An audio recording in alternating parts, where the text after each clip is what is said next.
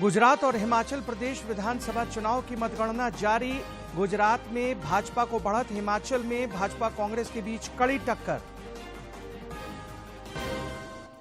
झारखंड विधानसभा का 5 दिवसीय शीतकालीन सत्र 19 दिसंबर से 20 दिसंबर को चालू वित्त वर्ष का दूसरा अनुपूरक बजट होगा पेश।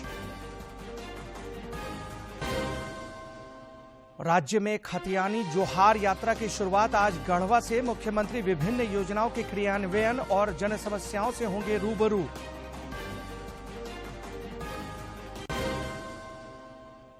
और बंगाल की खाड़ी में निम्न दबाव का क्षेत्र बनने से मौसम में बदलाव के संकेत। न्यूनतम तापमान में 2 से 3 डिग्री सेल्सियस की बढ़ोतरी की संभावना।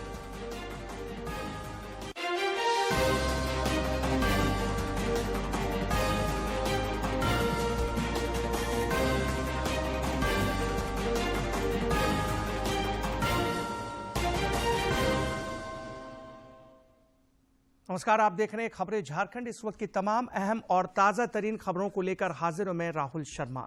गुजरात और हिमाचल प्रदेश विधानसभा चुनाव की मतगणना जारी है। इसके अलावा मैनपुरी लोकसभा सीट और 5 राज्यों की 6 विधानसभा सीटों के उपचुनाव की मतगणना भी जारी है।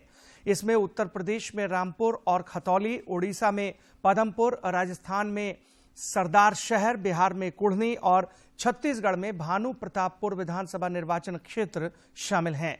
सभी केंद्रों पर मतगणना के व्यापक प्रबंध किए गए हैं। गुजरात विधानसभा चुनाव में अब तक मिले रुझानों में भाजपा बढ़त बनाए हुए है, जबकि हिमाचल प्रदेश में भाजपा कांग्रेस के बीच कांटे की टक्कर देखने को मिल रही है। आज से पहले इतनी बड़ी जीत कांग्रेस के पास 1985 में आई थी, जब 149 सीटें जीती थी, लेकिन उससे भी बड़ी जीत की ये तस्वीरें हमारे। फिर से हम रुख करते हैं उस खबर का जो मेघना हमारी सहयोगी लेकर आई थी हमारे लिए। इशारा कर रहे हैं, प्रचंड बहुमत मिला है भारतीय जनता पार्टी को, क्या कहेंगे? आज गुजरात की जनता ने गुजरात भारतीय जनता पार्टी को इतिहास में सबसे ज्यादा सीट, इतिहास में सबसे ज्यादा वोट शेयर के साथ भारतीय जनता पार्टी को विजय दिया है। मैं गुजरात की जनता का हृदय से आभार व्यक्त करता हूँ। ये विजय माननीय नरेंद्र भाई मोदी साहब की लोकप्रियता, माननीय नरेंद्र भाई मोदी जी के जो विकास की राजनीति पूरे देश में प्रस्तावित की है। आज गुजरात की जनता ने नरेंद्र भाई मोदी जी की विकास की राजनीति को एक मजबूत मोहर लगाई है। सर, सौराष्ट्र में भी बढ़िया परफॉर्म किया है भारतीय जनता पार्टी में, क्या करेंगे? पूरे गुजरात में हर बूथ में गुजरात की जनता ने भाजपा को और मोदी को बहुत प्रेम किया है। देखिए, यहाँ पर भारतीय जनता पार्टी के मुख्यालय पर, यहाँ प्रदेश का मुख्यालय आप देख सकते हैं, किस तरीके का जो एक तरीके से विजय घोष यहाँ पर नजर आ रहा है, जश्न नजर आ रहा है भारतीय जनता पार्टी के कार्यालय पर, कमलम पर जो गांधीनगर में है। और जिस तरीके का जो रुझान सामने है, 150 से भी अधिक सीटों पर भारतीय जनता पार्टी रुझानों में आगे नजर आ रही है। और अगर ये सारे रुझान जीत में तब्दील हो जाएंगे तो बेशक एक बहुत प्रचंड बहुमत भारतीय जनता पार्टी को गुजरात की ओर से मिलता हुआ नजर आएगा। और उसमें भी जो बात हो रही थी एंटी इनकम्बेंसी की, उसको प्रो इनकम्बेंसी ने बड़ी मात दी है, ये साबित हो जाएगा। कैमरा पर्सन संजीव के साथ में मेघना देव, एबीपी न्यूज, गांधीनगर। झारखंड विधानसभा का शीतकालीन सत्र 19 दिसंबर से 23 दिसंबर तक चलेगा। राज्यपाल रमेश बैस की स्वीकृति के बाद कैबिनेट ने अधिसूचना जारी कर दी है। 5 दिवसीय सत्र में 19 दिसंबर को शोक प्रस्ताव और अन्य कार्य होंगे। राज्य सरकार चालू वित्त वर्ष का दूसरा अनुपूरक बजट 20 दिसंबर को पेश करेगी। 21 दिसंबर को चर्चा के बाद इसे पास कराया जाएगा। अधिसूचना के अनुसार 22 और 23 दिसंबर को प्रश्नकाल और अन्य विधायी कार्य निपटाए जाएंगे। मुख्यमंत्री हेमंत सोरेन की खतियानी जोहार यात्रा आज गढ़वा जिले से शुरू हो रही है। इस महीने मुख्यमंत्री इस यात्रा में गढ़वा के अलावा पलामू, गुमला, लोहरदगा, गोड्डा और देवघर भी पहुंचेंगे। यात्रा के दौरान मुख्यमंत्री जिलों में अधिकारियों के साथ विभिन्न योजनाओं के सफल क्रियान्वयन के साथ ही लोगों की मूलभूत सुविधाओं की समीक्षा करेंगे। यात्रा के दौरान मुख्यमंत्री जनता से रूबरू होंगे और उनकी समस्याओं को सुनेंगे। खतियानी जोहार यात्रा का पहला चरण 16 दिसंबर तक चलेगा। वहीं जनवरी में 9 जिलों और फरवरी में शेष 9 जिलों तक की यात्रा होनी है। खतियानी जोहार यात्रा का मुख्य कार्यक्रम गढ़वा के गोविंद विद्यालय मैदान में होना है। उपायुक्त रमेश घोलप ने कहा कि मुख्यमंत्री के आगमन को लेकर सभी प्रशासनिक तैयारियां पूरी कर ली गई है। मुख्यमंत्री महोदय का गढ़वा जिले में आगमन प्रस्तावित है। यहाँ वो स्थानीय कार्यक्रम में वो भाग लेंगे। इसके उपरांत कुछ योजनाओं का निरीक्षण और लाभुकों से संवाद करेंगे। इसको लेके सुरक्षा से लेके सारी तैयारियां हम लोगों ने पूरी की है और इस कार्यक्रम के सफल आयोजन को लेके हमने सभी पदाधिकारियों के साथ बैठक भी किया। मुख्यमंत्री के इस दौरे को लेकर सुरक्षा के पुख्ता इंतजाम किए गए हैं। जिले के पुलिस अधीक्षक अंजनी कुमार झा ने कहा कि कार्यक्रम स्थल और मुख्यमंत्री के आने जाने वालों रास्तों पर पुलिस बलों की तैनाती की गई है।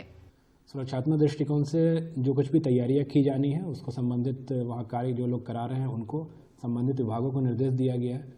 साथ ही फोर्सेस का जो डिप्लॉयमेंट है उसके पॉइंट ऑफ व्यू से भी हम लोगों ने आकलन किया हुआ है। मुख्यमंत्री की यात्रा को लेकर जेएमएम ने भी तैयारियां की है। पार्टी के कांग्रेस प्रवक्ता धीरज कुमार दुबे ने कहा कि गढ़वा से मुख्यमंत्री की इस यात्रा का शुभारंभ होना जिले के लिए सौभाग्य की बात है।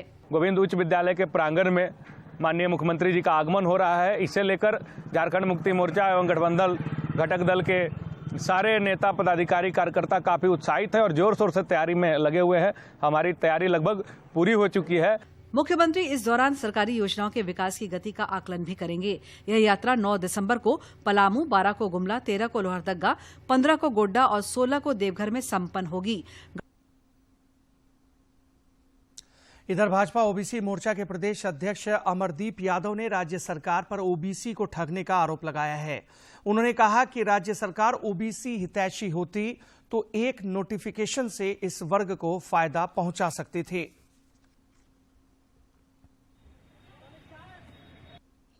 इनकी मानसिकता और इनका जो इतिहास है ओबीसी का ठगने का है कि कहीं कोई नोटिफिकेशन नहीं, कहीं कोई संकल्प नहीं, केवल ये एक बिल्कुल राजनीतिक स्टंट है और समाज के संवेदनाओं के साथ खेलने का काम यह सरकार कर रही है।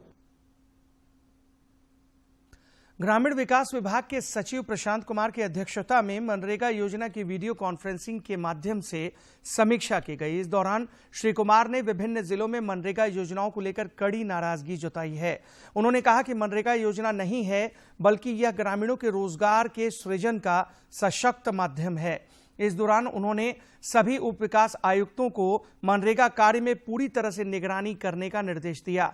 मौके पर मनरेगा आयुक्त राजेश्वरी बी ने सभी डीडीसी को निर्देशित किया कि जितने भी जेसीबी का संचालन उनके क्षेत्र में हो रहा है उनके प्रति माह शपथ प्राप्त किया जाए कि उनके वाहन का उपयोग मनरेगा के कार्यों में नहीं किया जा रहा है।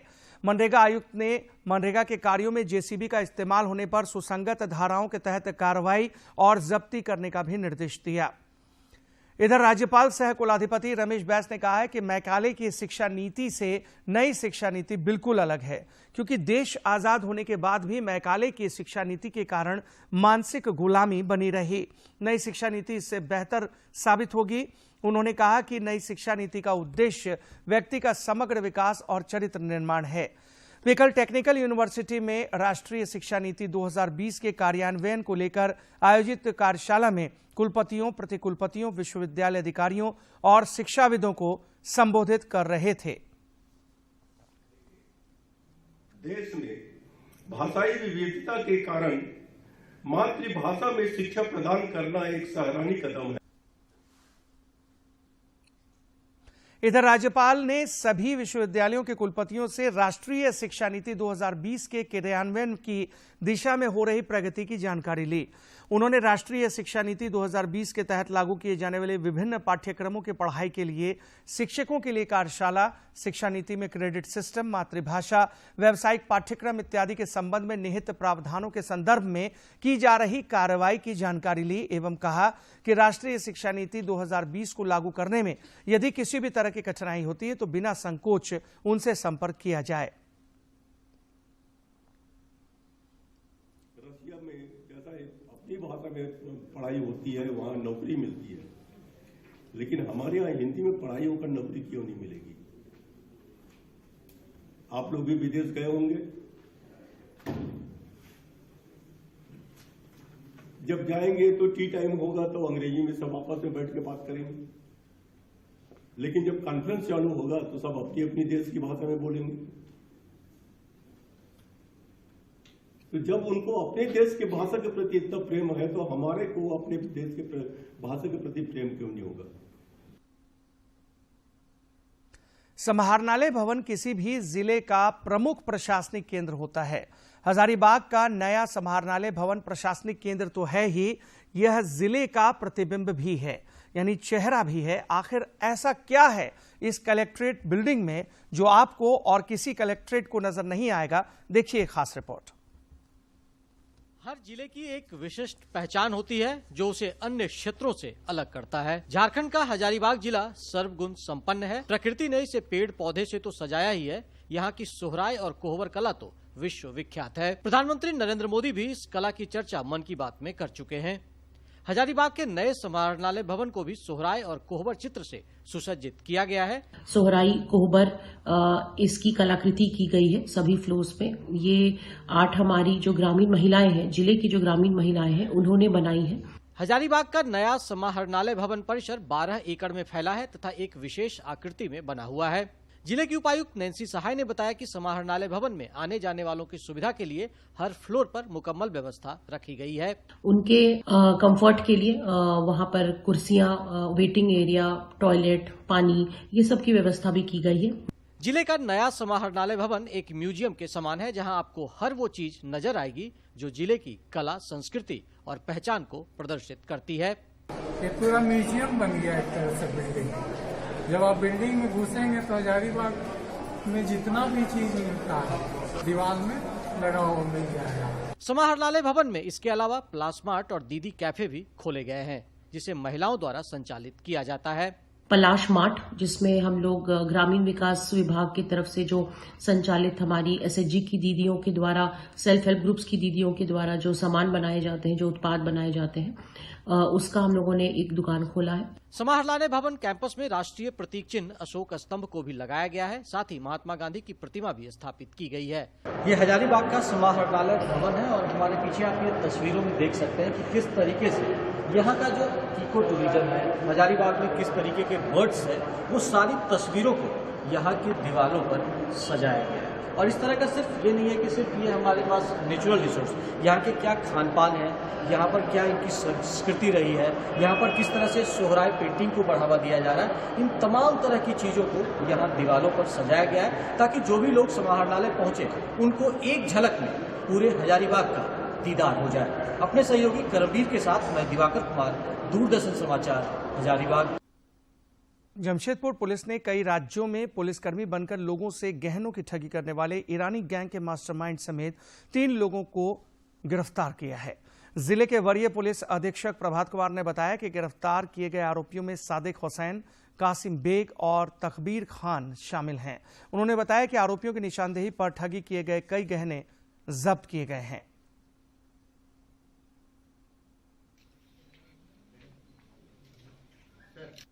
नहीं करते। इनका जो मोडस ऑपरेंडी है, ये अपने शहर से जहां भी ये रहते हैं वहां से ग्रुप में जब निकलते हैं तो जिस शहर में ये लोग घटना को अंजाम देते हैं वहां रुकते नहीं हैं। मॉर्निंग में पहुंच करके दिन भर घूम घूम के कुछ घटना को अंजाम दिए और फिर शाम को किसी दूसरे शहर में जा करके रुकते हैं।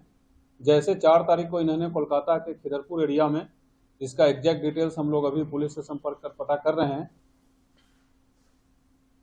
इधर जमशेदपुर पुलिस ने चोरी के एक मामले में रवि तंतुबाई नामक एक शख्स को गिरफ्तार किया है। पुलिस ने रवि की निशानदेही पर चोरी के गहने भी बरामद कर लिए हैं।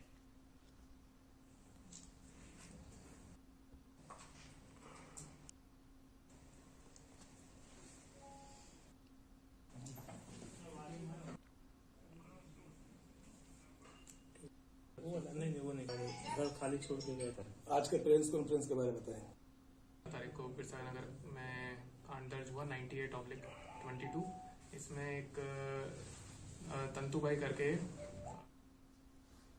हजारीबाग की नगर आयुक्त सह उप विकास आयुक्त प्रेरणा दीक्षित ने नगर निगम द्वारा किए गए कार्यों और उपलब्धियों को लेकर मीडिया के समक्ष विस्तृत रूपरेखा प्रस्तुत की। मौके पर नगर आयुक्त ने अपील करते हुए कहा कि नगरीय व्यवस्था में आम लोगों की महत्वपूर्ण भूमिका है। उन्होंने ये भी कहा कि निगम की टीम आम आदमी को बुनियादी सुविधाओं के लिए कृत संकल्पित है। वार्ड नंबर 28 में रोप लाइट वार्ड पार्षद का रिकमेंडेशन था वो किया है और हम लोग सॉलिड वेस्ट मैनेजमेंट पे बहुत अच्छा कार्य कर रहे हैं। सफाई कर्मी को पहली बार निगम के द्वारा 1 लाख का कंपनसेशन उसके डेथ होने पे दिया है निगम ने और हम लोग हर महीने बेस्ट सफाई कर्मी को 1000 रुपीज अवार्ड करते हैं। समाचारों का सिलसिला यूं ही जारी रहेगा, लेकिन इस विराम के बाद।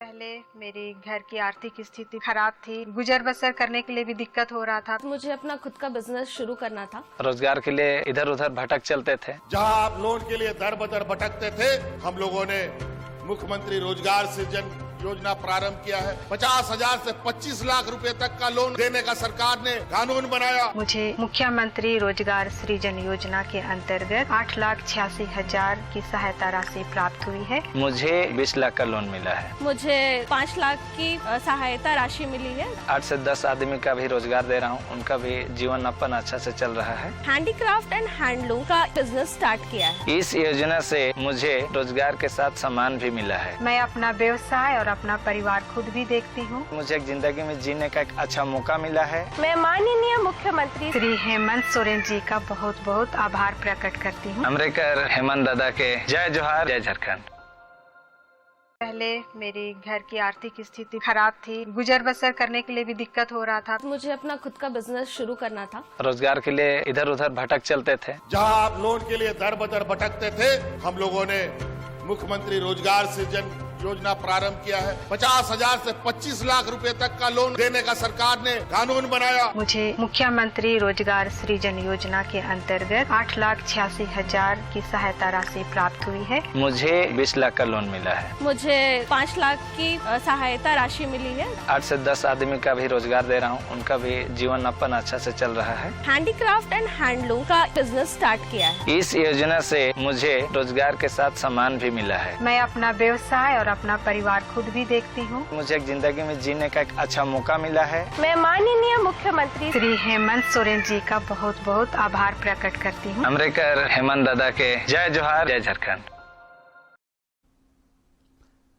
एक बार फिर से स्वागत है आपका। विराम के बाद खबरों की तरफ बढ़ते हैं। केंद्र सरकार की महत्वाकांक्षी प्रधानमंत्री उज्ज्वला योजना ने आकांक्षी जिला गिरिडीह के गांव की महिलाओं की तकदीर और तस्वीर दोनों बदल दी है।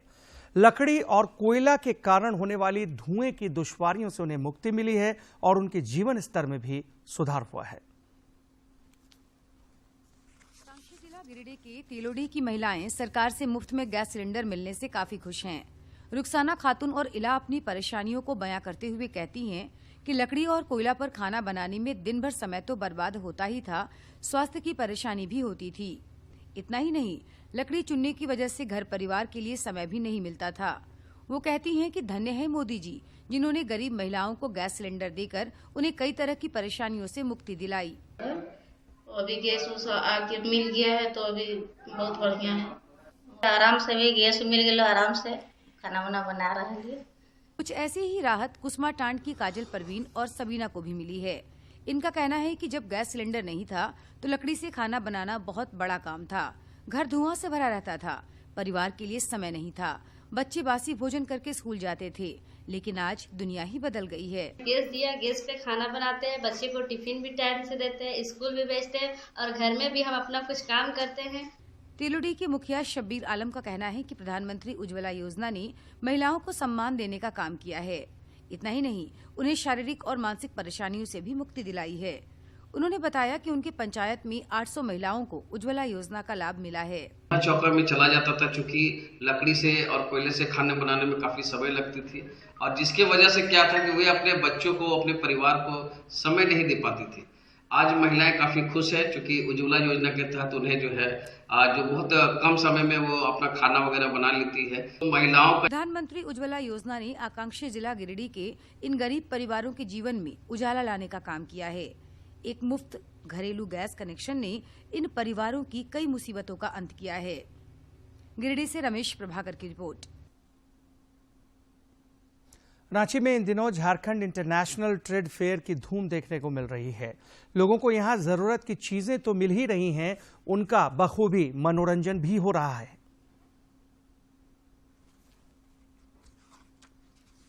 रांची के मोरहाबादी मैदान में झारखंड इंटरनेशनल ट्रेड फेयर लगा हुआ है।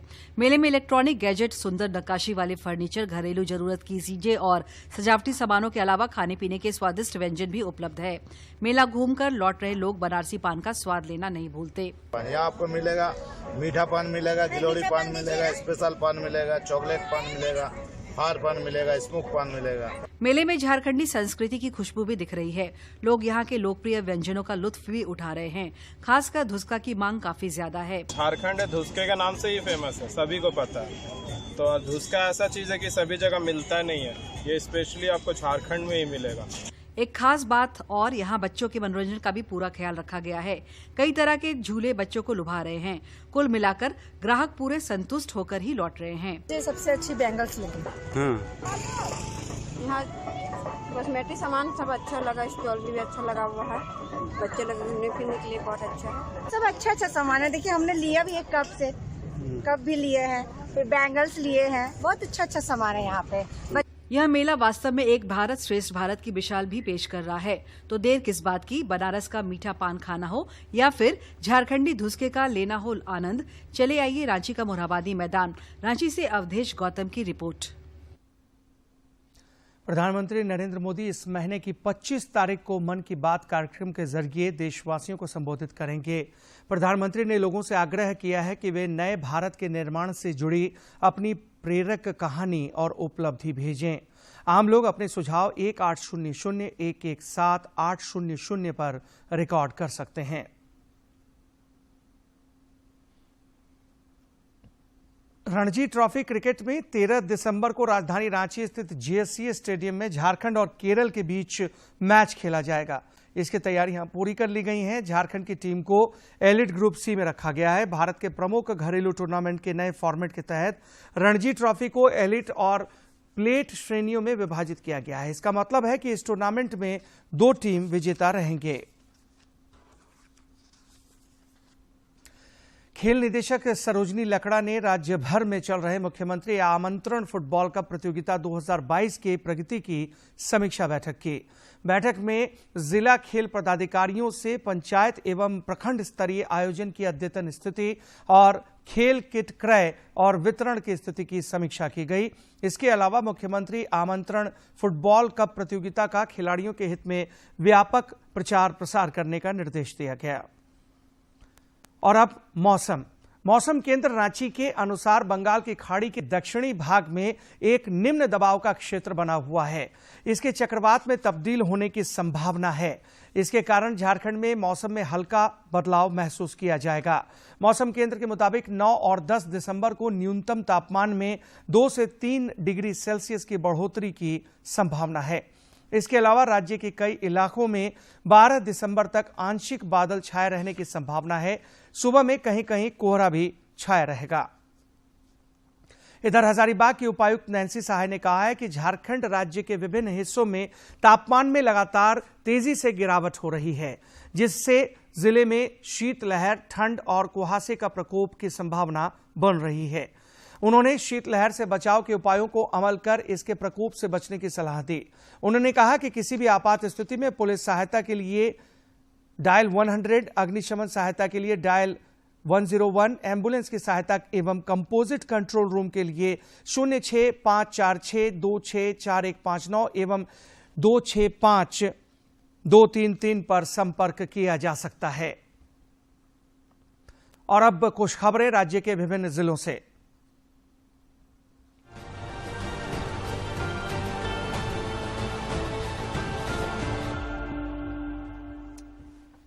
मुख्यमंत्री हेमंत सोरेन को इनाडू ग्रुप के द्वारा स्वतंत्रता आंदोलन के नायकों के योगदान को सामने लाने के लिए प्रकाशित पुस्तक immortal saga India struggler for freedom की प्रति रामोजी ग्रुप के चेयरमैन रामोजी राव की तरफ से राजेश कुमार सिंह ने सप्रेम भेंट की। मुख्यमंत्री हेमंत सोरेन मंत्री सत्यानंद भोक्ता के पुत्र मुकेश भोक्ता के वैवाहिक समारोह में शामिल हुए। इस दौरान मुख्यमंत्री ने नवदंपति को सुखद एवं खुशहाल दाम्पत्य जीवन के लिए बधाई, शुभकामनाएं और आशीर्वाद दिया। इस अवसर पर मंत्री सत्यानंद भोक्ता और उनके परिजन मौजूद थे। सीबीआई की टीम ने झारखंड हाईकोर्ट के वकील राजीव कुमार से लगभग 5 घंटे तक पूछताछ की। दरअसल अधिवक्ता राजीव कुमार पर केस मैनेज करने के नाम पर 50 लाख रुपए रिश्वत लेने के मामले की जांच सीबीआई की टीम कर रही है। भ्रष्टाचार निरोधक ब्यूरो दुमका की टीम ने देवघर के ड्रग इंस्पेक्टर चंदन कश्यप और उनके एक सहयोगी को मधुपुर के चंदन कियारी में पशु दवा दुकानदार से 18,000 रुपए घूस लेते रंगे हाथों गिरफ्तार किया है। दुकानदार का नाम आदिल रशीद बताया जा रहा है। पशु दवा विक्रेता आदिल रशीद ने बताया कि दुकान का लाइसेंस नवीनीकरण करने के नाम पर ड्रग इंस्पेक्टर उनसे 50,000 रुपए घूस मांग रहा था। अनाधिकृत निर्माण को नियमित करने को लेकर योजना 2022 के प्रारूप पर चर्चा की गई। झारखंड चैंबर ऑफ कॉमर्स के नेतृत्व में CREDAI, builder association, architect association के साथ ही विभिन्न व्यापारिक संगठनों ने चर्चा की। ग्रामीण विकास विभाग के सचिव प्रशांत कुमार की अध्यक्षता में मनरेगा योजना की वीडियो कॉन्फ्रेंसिंग के माध्यम से समीक्षा की गई। बैठक में प्रशांत कुमार ने विभिन्न जिलों में मनरेगा योजनाओं को लेकर कड़ी नाराजगी जाहिर की। उन्होंने कहा कि ग्रामीण विकास योजनाओं में उप विकास आयुक्त का महत्वपूर्ण रोल है। पलामू जिले के हुसैनाबाद थाना क्षेत्र के आरपीएफ प्रभारी निरीक्षक राकेश रंजन के नेतृत्व में अभियान चलाकर महिला बोगी में सफर कर रहे 12 यात्रियों और खाद्य पदार्थ बेचने वाले 2 वेंडरों सहित 14 लोगों को पकड़कर रेलवे न्यायालय दंडाधिकारी के समक्ष पेश किया गया। न्यायालय ने सभी को 14 आरोपियों पर जुर्माना लगा दिया। रांची जिले के बुढ़मू थाना क्षेत्र से पुलिस ने कोटारी पुल के पहले लगे लोहे के रॉड चोरी करने के मामले में एक आरोपी को गिरफ्तार किया है। गिरफ्तार आरोपी का नाम वाहिद अंसारी और वो लोहरदगा का रहने वाला है। उसके पास से 2 गैस सिलेंडर, एक ट्रक और एक मोबाइल बरामद किया गया है। स्वास्थ्य विभाग के संयुक्त सचिव सह अपर अभियान निदेशक विद्यानंद शर्मन पंकज ने कहा है, कन्या भ्रूण हत्या और गिरते लिंगानुपात को रोकने के उद्देश्य से पीसी एंड पीएनडीटी एक्ट को सख्ती से लागू करने की जरूरत है। इस एक्ट के तहत किसी भी प्रावधान के उल्लंघन करने पर सजा का प्रावधान है। पलामू जिले के हुसैनाबाद अनुमंडल मुख्यालय के कई किराना दुकानों की फूड इंस्पेक्टर गुलाब लकड़ा ने जांच की। इस दौरान सिद्धनाथ पेट्रोलियम के सामने गणेश प्रसाद के किराना दुकान से 30 पाउच विमल एवं 30 पाउच शिखर और सुनील किराना दुकान से कई पान के जर्दों के साथ प्रतिबंधित सामान जब्त किया गया।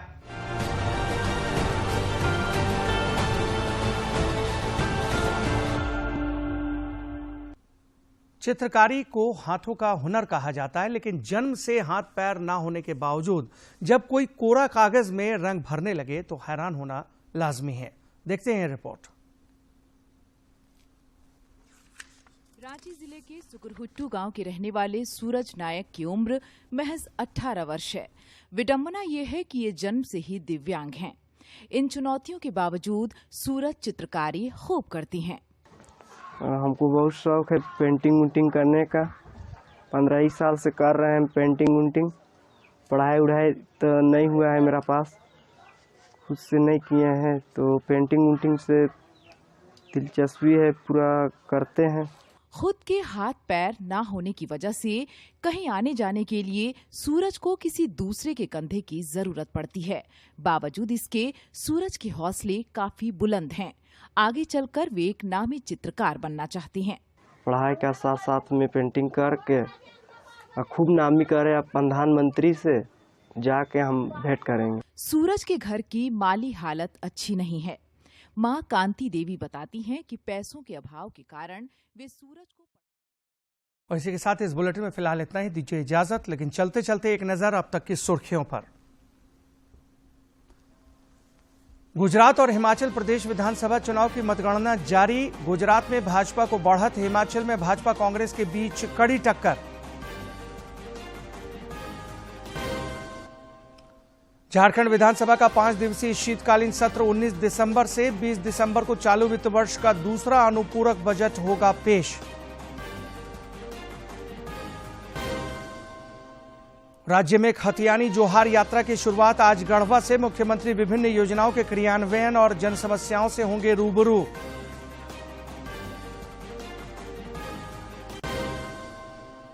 और बंगाल की खाड़ी में निम्न दबाव का क्षेत्र बनने से मौसम में बदलाव के संकेत। न्यूनतम तापमान में 2 से 3 डिग्री सेल्सियस की बढ़ोतरी की संभावना।